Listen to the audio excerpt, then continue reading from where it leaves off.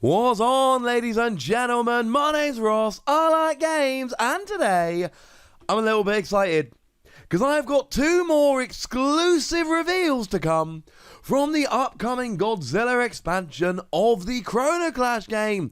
Huge shout out and thank you to Bandai for letting me do these, ladies and gentlemen. I've already shown you two reveals. I'll pop a link to that video in the description. We've only got two left, and on the one hand, yes, that's a little bit sad. And on the other hand, we've still got two left. Say hello to Drat and Star Falcon. One of these cards does an awful lot of stuff.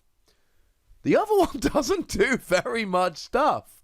We'll start off, ladies and gentlemen, having a look at Drat, a card which could be kind of fun, but it's not going to take us that long to actually talk about what it does. It is a one cost, one strength creature. Okay. Cool. It's quick. Doesn't take much investment to get rolling. And at least the strength is in line with the cost. And it's got a guardian ability that returns it to your hand, meaning you can use it quite easily. Cool. But what's good about this is it has elusive. And elusive, ladies and gentlemen, is awesome. It is one of the new symbols, which has come around in the Godzilla expansion of Chrono Clash, and this one makes a whole heap of difference. Elusive basically says that this battler can only be attacked by other battlers that have elusive. Now, back in the Naruto expansion, the Naruto decks, there was no such thing as elusive. Which means if you come against anyone playing the Naruto decks, they cannot take this out. Now, to be fair, they can take it out, alright? There are skills that can destroy this. Take Sakura, for instance, who, frankly, is not the most expensive battler ever. 3 cost, 1 power, but when you summon it, you can destroy a chosen battler 2 cost or less. So actually, yeah, that's going to help very much indeed.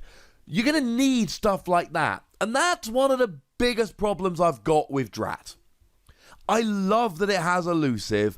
Elusive is awesome, but I am very aware of the fact that there are skills that can take out battlers, which almost get rid of the need to have elusive.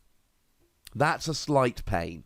It's not a deal breaker, it's not the end of the world, but it is worth pointing out here. Can't win them all, ladies and gentlemen. Can't win them all. But either way, having elusive is pretty good. I mean, on the other hand, this having elusive means that you can battle other creatures, other battlers that do have elusive, and that is awesome. But then, you're a one-strength battler. It's not like you're some powerhouse coming in to clean your opponent's board. Love the little weird flying griffin things. They make me very happy. Love how cheap this is. Love that it's got elusive. And against some decks, you might be able to shut them down with elusive, but it is a one-cost, one-strength battler with elusive. Great if your opponent isn't playing elusive. Not hard to get rid of if they are, or they have some other skill. But we can also look at Star Falcon here, and Star Falcon, this does an awful lot more. It is a 3 cost with 2 strength, and it actually does have elusive as well. Now, we don't need to talk too much about elusive here. We've talked about elusive enough with Drat. What I will say is that as a 2 strength, it means that against something like Drat, this could be your answer. It's got elusive, it can take down Drat, it's got higher strength. In all of that, it's really kind of good. But there's a lot more that it does as well.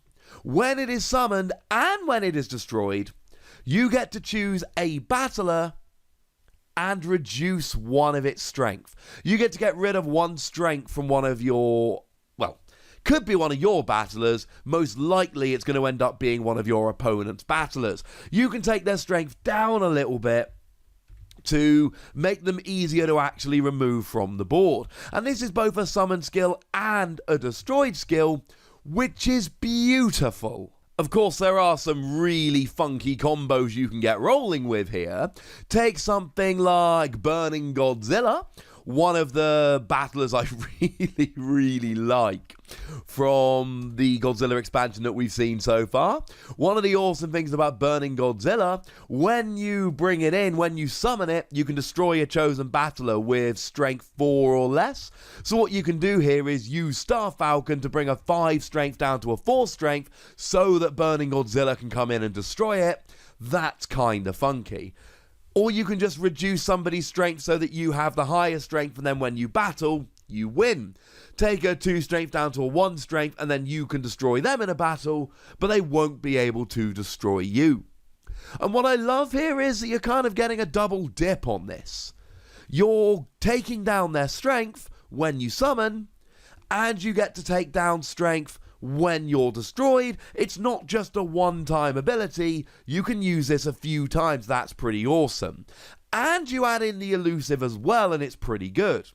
Now, it is free cost 2 strength, which isn't terrible, but frankly, it's not amazing.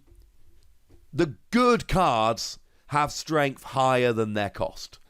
Now, on average, it's ever so slightly lower, 0.3 if you really care, but it's not particularly, it's not particularly inspiring. But there's enough going on here that it might be alright.